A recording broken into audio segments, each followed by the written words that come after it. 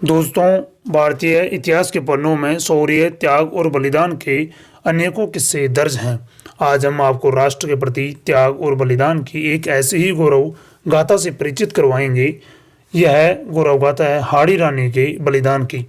हाड़ी रानी इस महान वीरांगना का नाम सलह कंवर था। यह बूंदी के संग्राम सिंह हाड़ा की पुत्री थी, इसलिए इसको हाड़ी रानी के नाम से भी जाना जाता है। इनका विवाह सलूम्बर के सरदार रतन सिंह चूंडावत के साथ हुआ था। अभी इनके शादी को 7 दिन भी नहीं हुए थे कि मेवाड़ के महाराणा राज सिंह का युद्ध के लिए फरमान आ गया। दरअसल यह बात 1652 से 1680 के बीच की है, जब मेवाड़ पर महाराणा राज सिंह का शासन हुआ करता था। उस समय दिल्ली पर औरंगजेब का शासन था। औरंगजेब व महाराणा के बीच में वैसे तो कई प्रकार के भेदभाव चल रहे थे, लेकिन इनमें मुख्यतः 2 कारण थे। इनमें से पहला कारण था महारानी चारुमती का औरंगजेब को ठुकराकर महाराणा राज सिंह से विवाह करना, और दूसरा कारण था जजिया कर का महाराणा द्वारा पुरजोर से विरोध करना। औरंगजेब की सेना युद्ध के लिए मेवाड़ क्षेत्र में प्रवेश कर गई थी। मेवाड़ की सेना भी बहादुरी से डटकर उनका मुकाबला कर रही थी। तभी औरंगजेब ने अपनी सहायता के लिए अपने मित्र राजाओं की सेना दिल्ली से और मंगवाई। उस समय महाराणा राज सिंह ने अपने विश्वसनीय एवं सलूम्बर के सरदार रतन सिंह को उनके मित्र शार्दुल सिंह के साथ दिल्ली से आ रही औरंगजेब की सेना को रास्ते में ही रोकने का फरमान भेजा। रतन सिंह का विवाह हुए अभी 7 दिन भी नहीं हुए थे।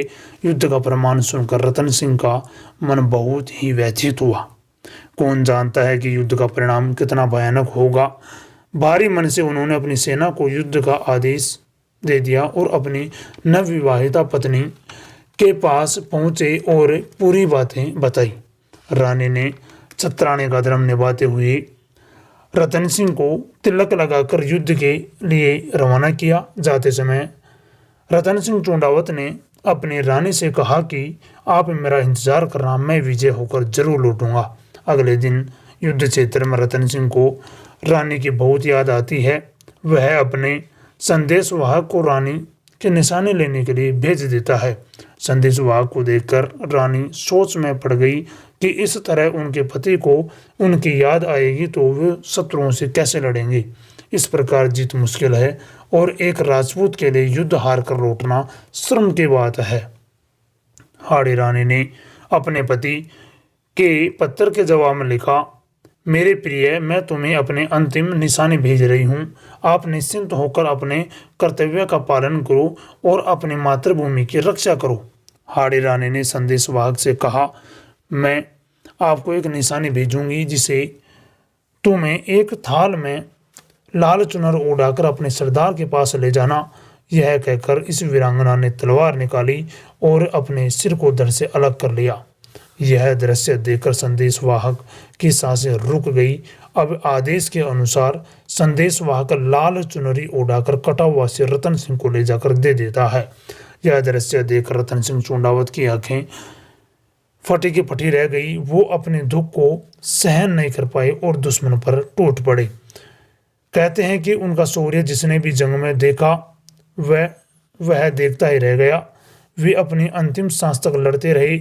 उनके साहस व पराक्रम के आगे मुगल सेना ठहर नहीं सकी और मैदान छोड़कर पीठ दिखाकर भाग खड़ी हुई। मेवाड़ अब जीत चुका था, लेकिन जीत का श्रेय केवल उनके शौर्य को नहीं बल्कि रानी के उस बलिदान को भी जाता है। दोस्तों, उम्मीद करता हूँ कि वीडियो पसंद आई होगी। अगर हमारी वीडियो अच्छी लगी है तो लाइक करें, शेयर करें और हमारे चैनल को सब्सक्राइब करना ना भूलें। जय हिंद, जय भारत।